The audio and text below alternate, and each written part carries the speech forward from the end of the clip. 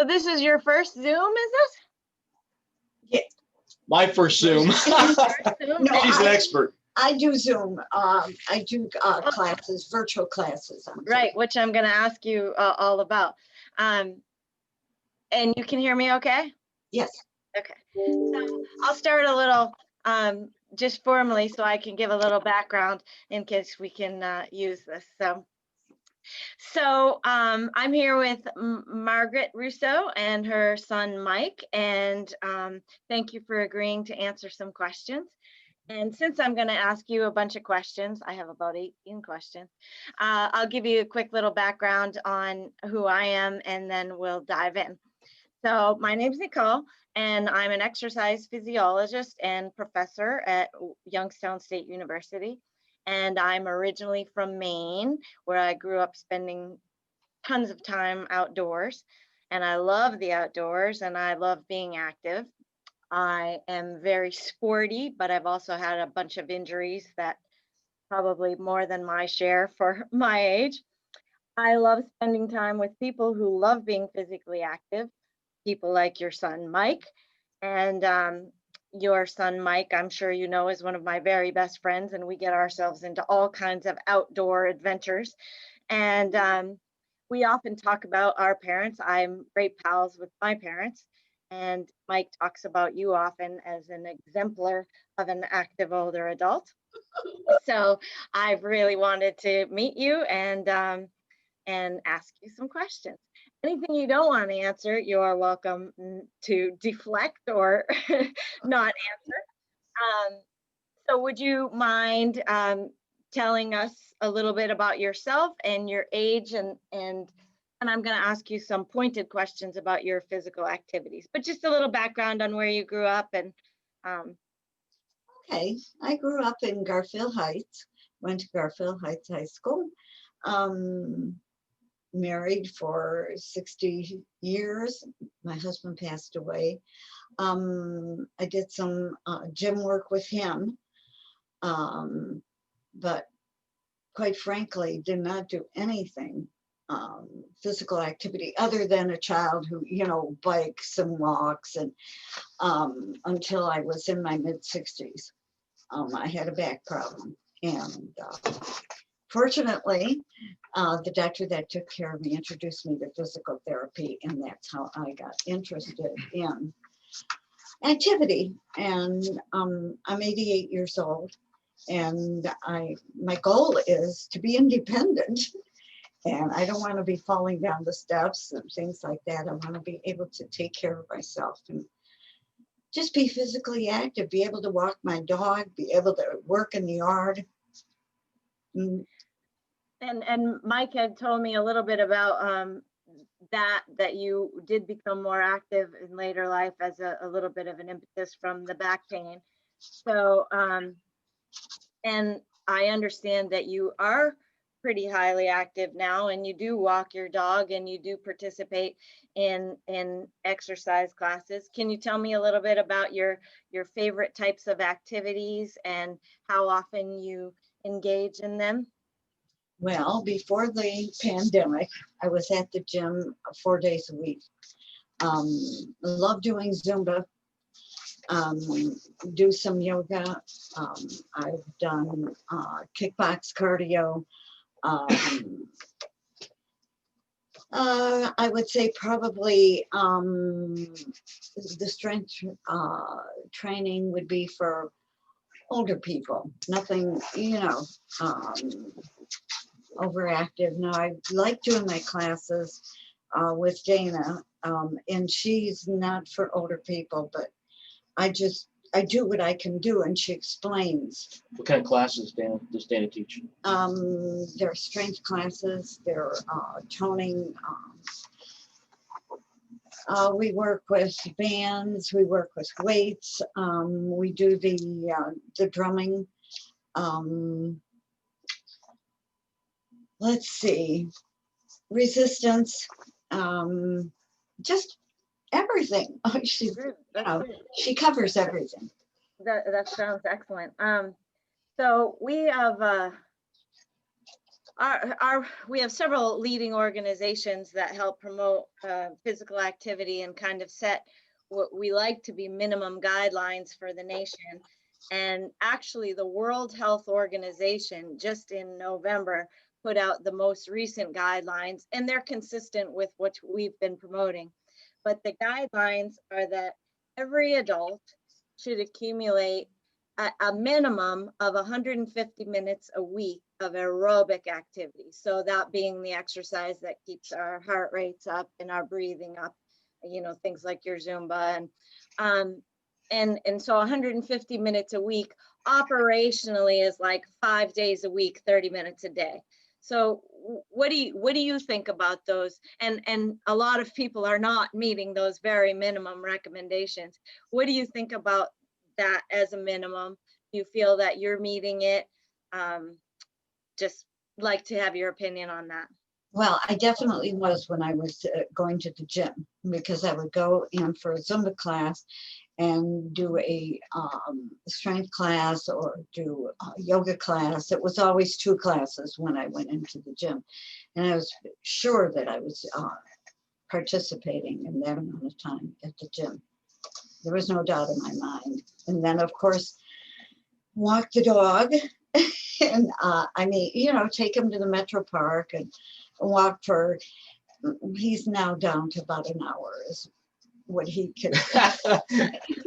I mean, that's double that you've just doubled. Even that dog walk alone is an hour a day is double what we'd recommend for. Yeah. So it sounds like you're doing fantastic. The other thing that is newer in recent years, it's kind of been under, it's been a bit neglected, but how important strength training is. So I was very excited to hear that you were doing some strength training. And I understand, did you just recently borrow some equipment to do your workouts at home? Yeah, yes, I have the big ball, which I use to do some leg work. The weights are well, I do weights with the Zumba also, which is Zumba toning. Right. And the weight classes are not necessarily not heavy weights. I mean, they suggest 3 pounds. I can do 5, but telling me that it's not the weight of the weight, but it's, you know, using it while I'm lifting my leg, or I'm just not standing there pumping iron, so to speak. I'm doing other things while I'm using my weight. Right, excellent. We have a little coordination in there, and it's recommended. We know that physical activity helps prevent falls and fall-related injuries in anyone, but it's certainly very important for older adults. As you know, a hip fracture can be very, very serious for some people. And so it is important that older adults really prioritize some balance. So you're doing some balance training. Yes, that's the yoga class I take is for balance. Basically, that's what she works on. Good. How do you feel your balance is? I would like it to be better, you know, and I tell her that all the time, and she says, well, you're here. I mean, that's good. I can give you some more. Your balance is very good though. Like you should see her gait when she walks and so forth. And I've seen you trip before, and you know, a lot of people would fall, you know, honestly, at her age. So it's, yeah, well, that's my goal though.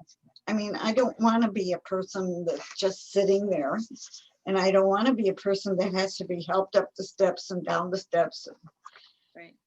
And when you said, I want to go back to what you said before, I just don't do one thing, I want to do all of it. That's so important, because the balance helps us not trip, but when we trip, it's the strength that helps catch us or minimize the damage that we do when we do fall. So it certainly takes all the components of fitness. And of course, the aerobic is essential to keep our hearts strong. And but excuse me, of course, I watch younger people and I think, oh, I need more core strength. And I don't know whether that'll happen or whether, for my age, I have the right amount of core strength. I'm not sure. Well, we have the capacity as long as we're alive to build muscle strength, and we have research on nonagenarians and centenarians, but like all things, our muscles adapt to the stresses that we impose on them. And so if we're not imposing stresses on certain muscle groups, then we don't, stimulate them to adapt. I mean, it sounds like you're doing an awful lot of good things. You could set some goals with some core, and I believe that you could continue to enhance that. How do you feel about the intensity of your activities? And I know, like, I like to vary my intensity. Some days I like to go really hard and huff and puff, and then some days I feel sore and tired and I need to take it easy. Would you like to talk to me about the intensities that you like, or? Well, yes, it depends on, what kind of day I'm having, but like I've been told, you can do the exercise if you don't feel that you cannot do the full type of exercise, at least do part of it. Do as much as you feel you can do, which is better than doing nothing at all. So that has a lot to do with it. If I feel that, and like you say, there are days when I'm just gung ho, and then there are days when, oh well, I'm going to do it because I got to do it. And but I think knowing how to do it, if you're not feeling really up, but just being able to go through it, whether it's maybe not as intense as you would like to do that day, but do it. I mean, you always feel good about getting it done, right? You always feel good about something about, there's all kinds of quotes about getting better or improving is doing the work when you don't necessarily feel like doing it, so yeah. So I've had some physical challenges. Again, I don't know if Mike has told you ever, but I had both hips replaced at a pretty young age, and I have a shoulder replacement, and so I actually have faced some pretty significant barriers to being physically active. What do you have any orthopedic limitations that bother you, or any other barriers that, besides the usual fatigue, but are there any things that bother you more than others, or present more significant barriers to being active for you? Sometimes it really bothers me, when I walk, and if I don't take time to stretch, then I've got a problem. But yeah, that I would say my back problems are, but it's nothing that you can't work through.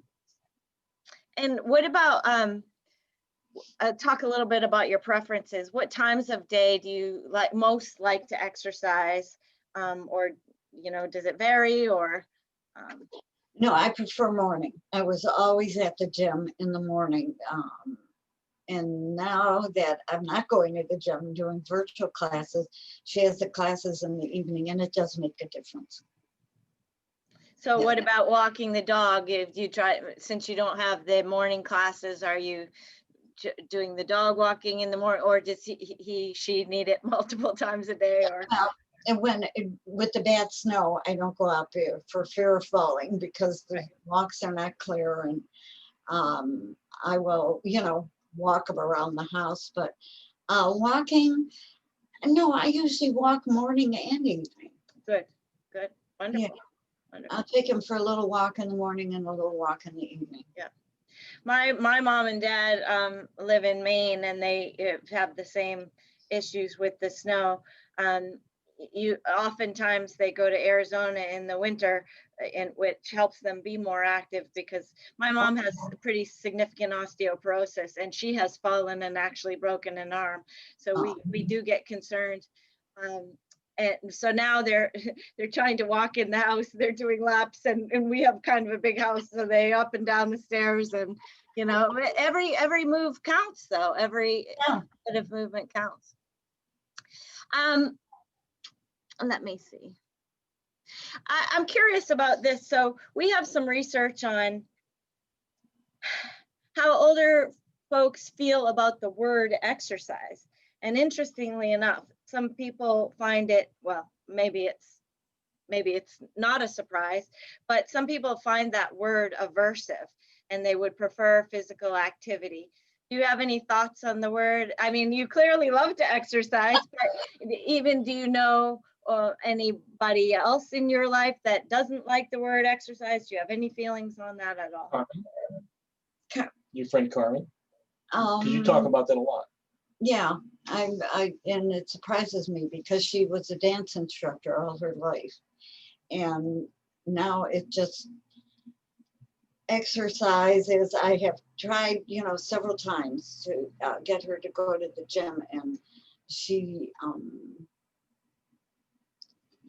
claims she's in pain. And I'm thinking, because I can go somewhere with her and I can see her pick up and dance now, which is a great exercise. Come on, let's be serious. It's a great exercise. And maybe since she's not teaching, she finds that that's not. So there's the expression exercise or physical activity, something like mean something different to you, or do you respond differently to the word exercise? No, because she likes yoga. She likes to, do yoga. So I don't think that has anything to do with it. I just think that, she loved to dance. She's a beautiful person, and, and this was her life. And I think if you said, let's go to the gym and dance, that would be the key word for her. I think some of the most fascinating things to me are the psychological aspects of, exercise and what keeps people away. And I think we don't do enough to try to figure out what people are really feeling when they give excuses. Excuses are really easy to give, and sometimes people even make jokes out of them.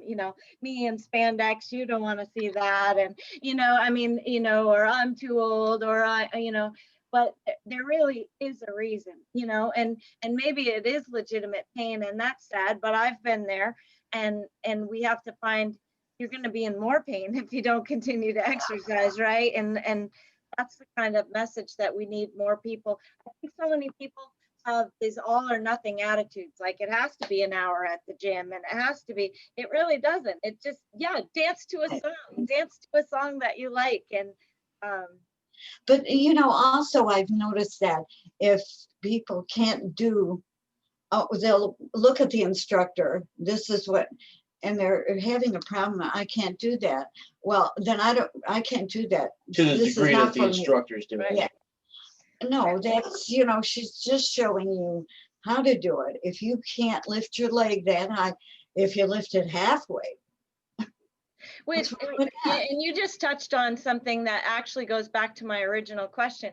So the research on that the connotations or the emotions that people felt with physical activity versus exercise, that came from something in the early 2000s called the Nationally Aging Blueprint. And it was a big initiative put forth by the National Institutes of Aging and some things like the AARP and entities that worked with older adults, and they did all kinds of research.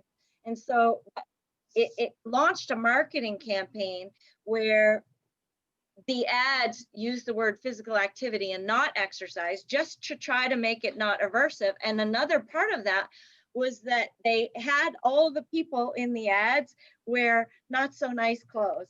No name brand sneakers, no Under Armour and Nike, and mismatching and untucked shirt, and make it look like real people being sweaty and disheveled. You don't have to look like a rock star fitness model to benefit. Right. And so you just touched on something that can unfortunately be a barrier. Of course, we're in control of how we interpret, what we do with that. But it is something to be mindful about for fitness instructors, and it's just interesting. And I find that the gal that does the virtual that I'm taking now, she's got it right when she says, you know, do it. Come on and do it. If you can't do it as intensely, or if you can't do exactly what I'm doing, try. And pretty soon you'll do it. Yeah. But a lot of people think they should be able to do it right away and not work up to it. Yeah. People set these, I mean, we want people to have high expectations, but if they set them so high that it keeps them from trying, then that's not very good, you know? And I think if they understand that if they can do part of it, that they're still getting the benefit, and soon they'll be, you know, they'll be doing it. Yeah. I sometimes, you know, I like to do, and under normal times, I like to do a lot of races. If anything, just to push myself. You know, when you run in a race, you run a little harder than you do when you're on your own. And I like to push myself, and I try to advertise those things to my students. And, you know, especially if there's a great charity event. Mike and I had done the home run for the homeless. It's just this beautiful event that raises money for a homeless shelter. And whenever I try to advocate to a first timer or a never racer, sometimes they say, but I'll be embarrassed if I don't finish well. I say, do you understand that just even showing up and doing that, you're doing more than the person who's still at home in bed and not even out of bed, you know? Just wonderful. So just a few more questions. Do you, are there any fitness activities or any exercise activities in which you no longer participate that you once did and you kind of miss, or? The kickbacks cardio started to get a little tough for me. Yeah. But there are so many things that we did in kickbox cardio that I'm doing now with just regular exercise. You know, they may not, you know, like in kickbox cardio, you did a lot of the boxing type things. Well, we do that. You know, it's not called kickbox cardio, but she's the type of instructor that, you know, puts that in with all the exercise. So, but it's more or less the leg work where you're down and you're moving, that bothers me more than the upper body. Now, since you brought up the instructor, I understood that you were, I don't know how to delicately to slightly displeased with one of the instructors last year. I think the class was, what was it that, because instructors matter a great deal, right? They can be the make or break a class. So without throwing out any names there, what was it that you were not liking about that particular leader? Well, it's the music. Their exercise is not in tune with the music, and isn't that part of the reason you have the music? Is, you know, this all goes together, and it just didn't go together, and so which makes it difficult to do the move she's showing you. Yeah. And you know, and it's like, what? But and some instructors just do not explain it properly. The chair stuff. Some are so good at saying, here's what we're going to do, and here's the way you're going to start it this way, and you know, and or if that's a problem, you can do it this way. And that's so helpful. The one instructor that transitioned to chair workouts and stuff. Remember, you were telling me? Well, I don't like the chair works. Right. So that was one of the. I don't, because I took the class and we were on our feet taking a senior exercise class. And then when I came back to the gym a couple of times during this pandemic, she was doing it in chairs. And I said, I'm not going to do that. I mean, that just was a little bit too. We were able to stand and do it before. You want to go this way, you don't want to go that way. Right. Yeah, it wasn't pushing you, right? Yeah, you don't want to regress. Yeah. Yeah. I found that really bothered me. because that was like, well, we're gonna sit down now. Now I'm curious about what prompted that, if it was something of her own that was bothering her, or if it was feedback from a majority of people. I'm curious, or if it was driven from a liability standpoint of we need, we actually had a lot of discussions about, athletes coming back to campus with, having had a break off from regular training and then diving back into too intensive workouts and being at risk for injury and illness. So I'm wondering if it wasn't a liability, something pushed by the administration of the facility. Yeah, I can chime in on that. Because I see this woman at my gym, Oh, yeah. and she's doing a full go workout, and so it might be. It like could you say, be it could the be a gym. liability, or she could be catering to the clientele that she Right. believes needs a slower approach. It would be, Well, that's what I thought, because she does the silver sneakers classes too at the gym. And then she does the, senior classes, which is different. And so that's what I felt like, she was going back into silver sneakers. But that's not what it was called, so right, it was disappointing. yeah. So tell me, I keep saying a few more questions, but you're bringing up great things. So can you tell me about your preferences as far as working out individually or as a group? It's clear you must have enjoyed the group exercise, and do you look forward to getting that post-vaccine, or do you like a little mix of both, doing things on your own and with the group? I like the group. Yeah. To me, that was my social hour. That's how I got out. And so I do miss that, because I'm probably one of the last of the group. There's not that many friends of mine that are still alive. So I need to find something, to get out and see people, work with people. It's fun. Yeah, it's It really invigorating, is. right? I mean, that was the highlight of my day. I'm going to the gym. Yeah, that's the highlight of our days too, yeah, or our great outdoors gym. Yeah. Do you have any two more questions? Do you have any physical activities that you haven't tried that you would like to try, or any goals? Now, I did hear about your goal for more core strength. So is there anything else that you'd like to work on for the coming year? No, I just want to keep going. I'll just be happy if I'm able to, keep doing what I'm doing. And if anything, if I should find something that I think I would like to do, I certainly would try it.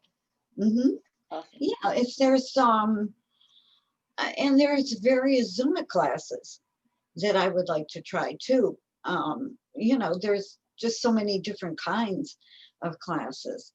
And I take from a couple of different teachers, and that's good because everybody's got their own thing. And I just love the Zumba. No, and I love to hear that, and I love to hear about the variety.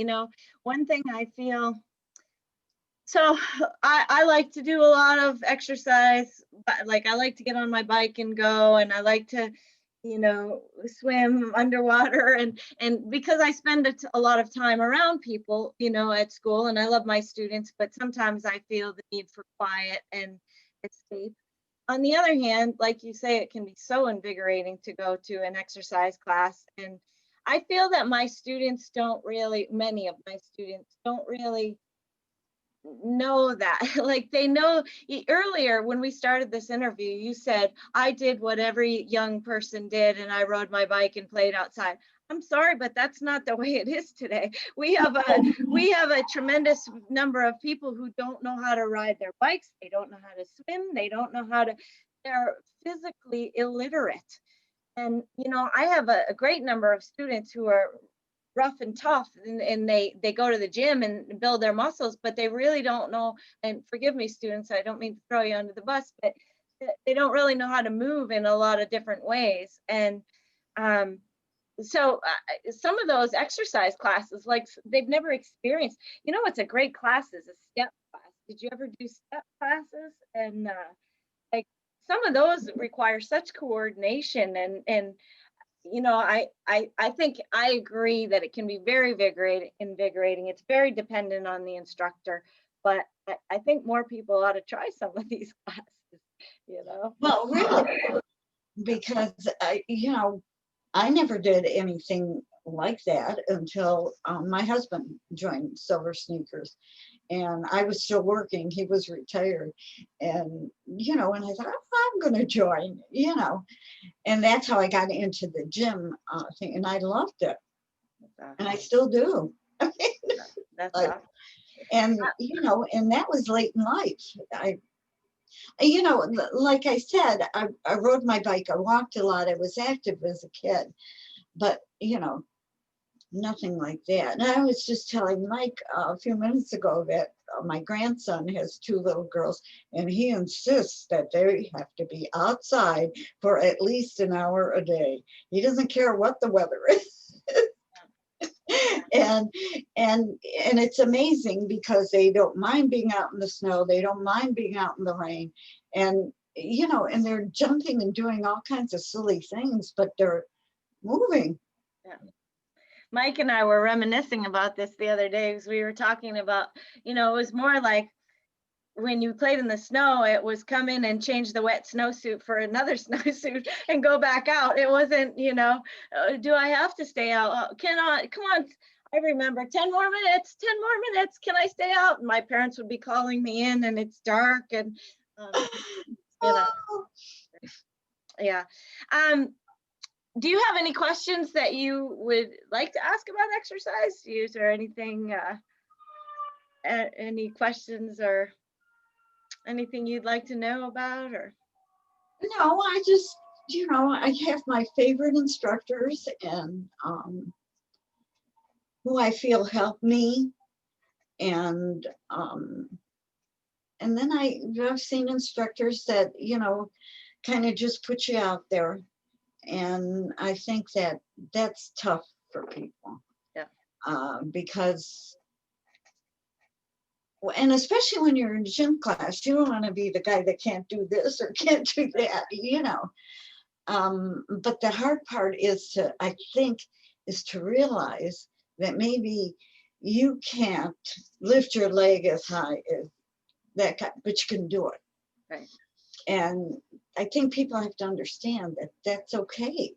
We had talked about weight bearing exercise, and what's the greater benefit of the weight bearing exercise for a person her age? Is it the bone mass increase, or the muscle mass, or both? Or that's a great question, and it's great for both. So our tissues, whether it's muscle or bone or skin, again, adapt to the stresses that we put on them. And bone takes a pretty high mechanical load, like a higher stress to stimulate it to adapt than some other tissues. And so it becomes a little bit of a difficult dilemma, because so much affects bone, and we can only build our bone mass. We build our skeleton largely through puberty and maybe into our 20s and 30s. And then afterwards, what we're really trying to do is we're trying to minimize the loss of bone, right? And there's a lot of things that support bone: vitamin D, calcium, estrogen, testosterone, our reproductive hormones. And when we have declines in some of those things, that's part of the reason we lose more bone mass after menopause, or in later life, and also a reduction in nutritional quality if people aren't eating as well as they should be eating, and not getting calcium and not getting sunlight. Vitamin D helps us absorb calcium from the gut. That's what it does. So I know I'm giving a little bit away from. So back to your question, Mike, what is it about the weight bearing is excellent to help stimulate bone enough to maintain it or reduce its loss.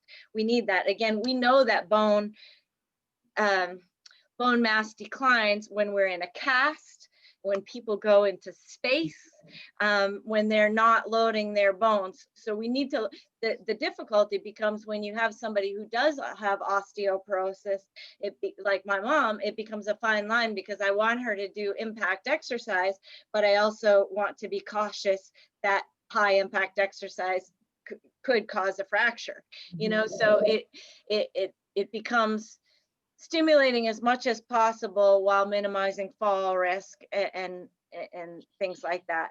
So I mean, I get scared if all somebody does is swim, you know, like swimming is a wonderful exercise, but it's not weight bearing. You know, I want to make sure that somebody is stimulating his weight bearing on their limbs as much as possible. And we also know that people who use wheelchairs, they lose, you know, bone density in the unweighted limbs. Amputees, or people with amputated limbs will lose bone in the unweighted limb. So it's a lot there. I'm pretty passionate about bone health. So, you know, weight bear as much as you can while, again, minimizing fall risk.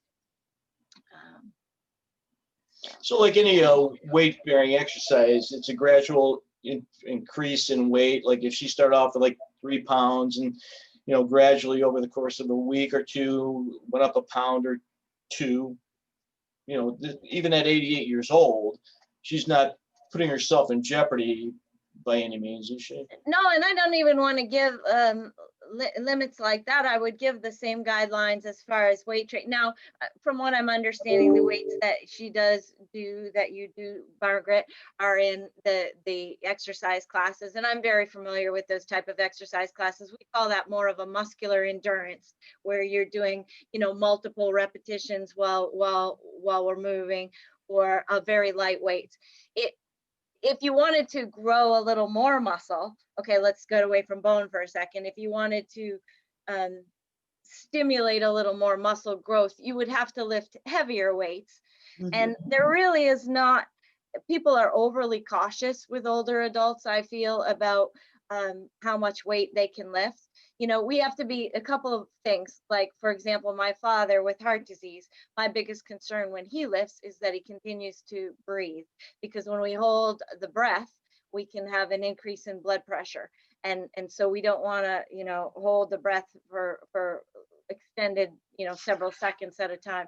But we do what's called exhale on exertion. So on the heavier part of the lift, if I'm doing a bicep curl, and we're, you know, but when I say heavier loads, you know, if you want to stimulate more of a muscle hypertrophy or an increase in size, you're having to do heavier weights that only allow you to do a few repetitions, you know. But there's really, I think that people, I don't want to get any, if anyone listens, I don't want to get the people who are hypersensitive about this, but people give recommendations to a lot of older adults, like 3 or 5 pounds. Well, you just walked in with a purse that weighed 10. you know what I mean? Like, let's, you know, I mean, come on. And the thing is, people get frustrated when they don't make improvements. But if you're not working a tissue, that's our most fundamental principle of exercise, is the principle of overload. And that says, in order to make a tissue adapt, you have to impose a stress on it greater than that to which it's accustomed. If you want to stimulate change, you got to do something a greater intensity. And so, you know, people get frustrated. I don't understand why I'm not improving. And it's a 2-pound weight. And again, not to be silly, but it happens all the time. And it happens with women more than men. As I still have 20-year-olds who are afraid to get big and bulky, like magically lifting a weight is going to put on these pounds of muscle that men work so hard to try to get, you know. So that's kind of a muddled mess. But Mike, I think if she can lift heavier weights, or Margaret, if you want to build more muscle, you can lift heavier weights. Remember to hold your breath. Remember to be careful of falling, or, you know how to do the exercise with proper form, so there's no risk, for example, to your back. We wouldn't want to lift a heavier weight and then hurt the back in moving. But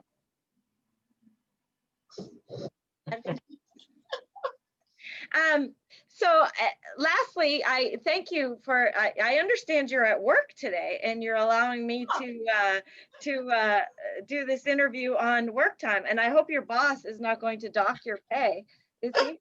Because I think he should be giving you time and a half. Absolutely. Right. What, do you like to work? Do you like to still go into work? Oh, yeah. Yes. I don't know how people stay at home and just do nothing. Yeah. And a lot of people are suffering from doing nothing right now. Right now, yeah. And yes, I mean, I even feel that way now because I'm not going, even though I'm doing virtual class, I'm not going to the gym.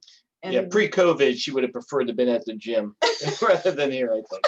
So. I mean, and so that's been a real difference, really. Yeah. Well, it's been a Like I said, pleasure. Along with the exercise, it was my social hour. Yeah. So I hope you can get back to the gym soon. I hope we can get this vaccine out there. And oh yeah, really.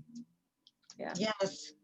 Well, it was great talking to it's you. great. It's a pleasure talking with you. This was excellent. I think you have a lot of great messages for some, for For older people. well, actually for some of my students, I mean, I see my students, we try to teach them how to explain, I mean, they have to learn how to teach. And I think for many of them, it's a lack of confidence. They sometimes think older adults, just like they think teachers are monsters or crotchety or whatever, myths, just because it's unusual to them. I find my young students who are very close with their grandparents are so much better at teaching with older adults. Somehow they think older adults are different than younger adults instead of knowing that we're all more alike than we're different, right? Maybe we can't kick as high all the time, but anyway. Michael, anything you want to say? No, I think that her enthusiasm and ambition is no different than mine when I was 20 or 30 or 40 or 50. She still has the desire and the goals and the aspiration to be better, so. I think it's when we lose those aspirations that we age, right? Yeah, absolutely. That's right. That's when you get old. For sure. Absolutely. Right. Wonderful. Yeah. Well, thank you very much for joining. I'm glad we got the technology worked out. Yeah, thank you so much. Oh, thank you so much. I hope we'll chat again, and I'll send you this. Yeah. Okay. Great. Have a good rest of the day. Yes, and you guys get up and move now. You too. Don't forget. I will. All right, take care, Nicole. See you later. Take care.